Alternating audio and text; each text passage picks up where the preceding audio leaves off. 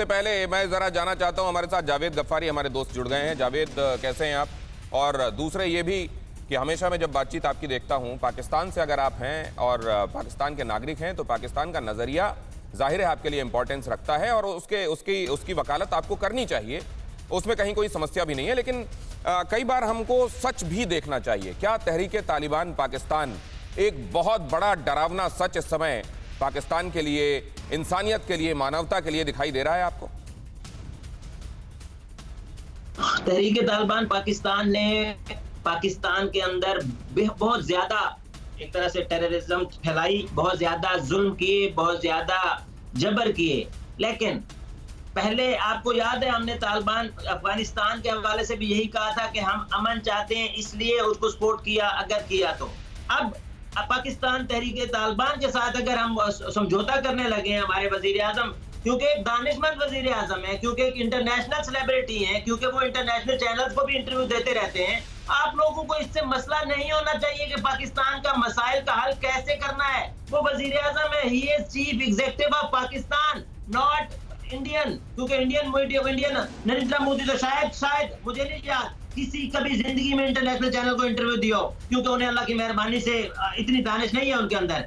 ये बंदा हर हफ्ते तकरीबन या एक महीने के अंदर तो मस्ट इंटरव्यू देता है इंटरनेशनल चैनल को, क्योंकि ये एक दानिशमंद है और इसको पता है कहां पे क्या बात का जवाब देना है। आपने कहा कि एंकर सवाल कुछ कर रहा था, जवाब कुछ दे रहा था। भाई वो अपनी मर्जी के जवाब देगा ना, एंकर की मर्जी के सवाल वो तो नहीं।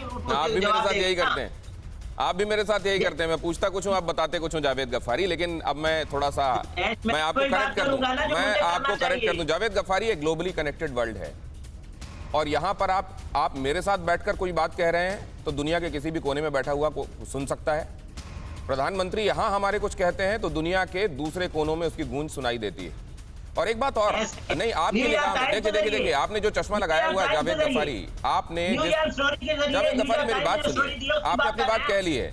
मैंने जो सवाल पूछा था उसमें आपने इस देश के चुने हुए व्यक्ति जो हमारे प्रधानमंत्री हैं उनके बारे में जो कहा है वो हमें कबूल नहीं है। और मैं आगे आपसे बातचीत में, तो मैं कैसे कबूल कर सकता हूं? आपसे बातचीत में, आप तो सीईओ करार दे रहे हैं उनको, आप तो खुद ही सीईओ करार दे रहे हैं, आप तो खुद ही सीईओ करार दे रहे हैं। आपके यहाँ वो कठपुतली कहे जाते हैं, आपके लोग कहते हैं। आप तालिबान जिसको आप मान्यता दिलाने के लिए लगे हुए हैं वो कठपुतली कहता है, और साथ में आप खुद सीईओ कह रहे हैं। आपको पता है सीईओ में और चुने हुए प्रधानमंत्री में कितना फर्क है? अगर आप वहां आईएसआई के जरिए और फौज के जरिए बिठाए हुए वजीर आजम की हकीकत समझते हैं तो ही आप सीईओ कह पा रहे हैं, वरना आप उनको वजीर आजम कहते। आपने खुद अपने प्रधानमंत्री की भी बेइज्जती की है और दूसरे देश के प्रधानमंत्री को तो खैर आप कुछ समझते नहीं, ये शायद आपकी तरबियत में होगा। जावेद गफ्फारी, हम सब्जेक्ट पर रहे हैं, नहीं तो डिरेल होगा। मैं इस पर आना चाहता हूं कि जब पूछा यह जा रहा है कि क्या आप उनसे सरेंडर कराने के लिए कह रहे हैं, तो जवाब उधर से क्या आता है? जवाब आता है हम समझौते के लिए कह रहे हैं। जिस अत्याचारी को, एट्रॉसिटी करने वाले को आपको पावर के साथ कहना चाहिए कि हथियार डालो नहीं तो फिर तुम्हारा सर कलम किया जाएगा, उसके सामने आप हाथ जोड़े रहते हैं। और जिस नेबर के सामने आपको प्यार से पेश आना चाहिए उसको आप गीदड़ भपकियां देते रहते हैं मिलिट्री की। दिनेश, क्या हम यही करते रहे?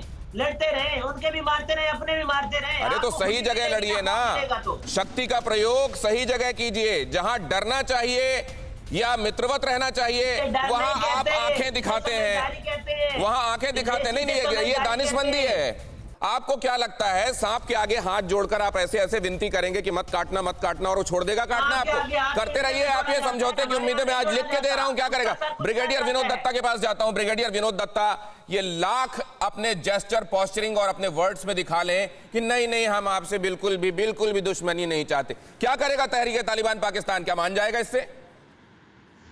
देखिए दिनेश, आपने बिल्कुल ठीक कहा, क्योंकि और जनरल साहब ने जो सिवाज साहब ने बताया था कि जो टीटीपी है वो तालिबान का ही एक रूप है, उसी के एम्बेसडर्स हैं वो, उन्हीं को उन्होंने उनके साथ ट्रेनिंग की है, उनके साथ उन्होंने कदम मिला के जो दहशतगर्दी है उसको उन्होंने उसका प्रायोजन किया है। तो पाकिस्तान को एक चीज़ बिल्कुल वाज़ेह हो जानी चाहिए, साफ हो जानी चाहिए कि हर खेत में तुमने इंसान के सर बोए हैं, हर खेत में तुमने इंसान के सर बोए हैं।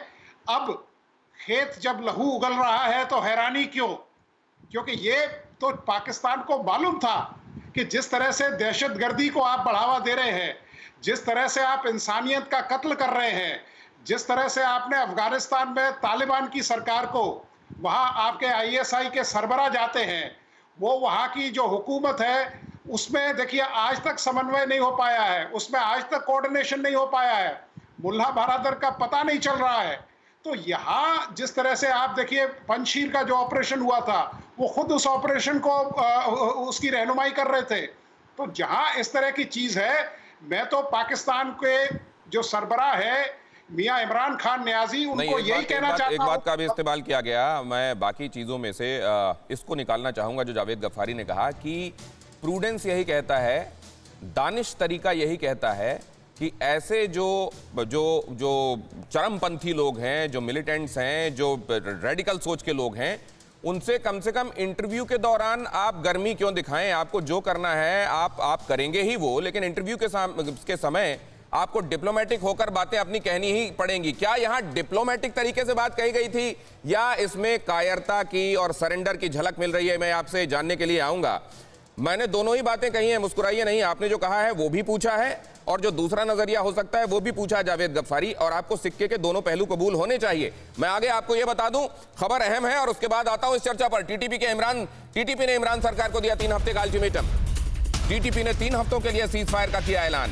बलूचिस्तान की आजादी चाहता है तहरीक तालिबान। तहरीक तालिबान के निशाने पर पाकिस्तान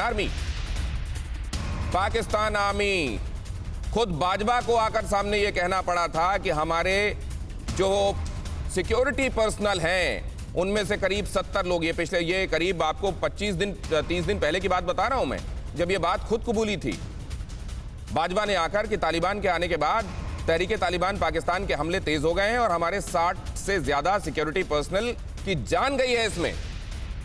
अड़ी सोमवार से शुक्रवार शाम 6 बजे सिर्फ TV9 भारतवर्ष पर।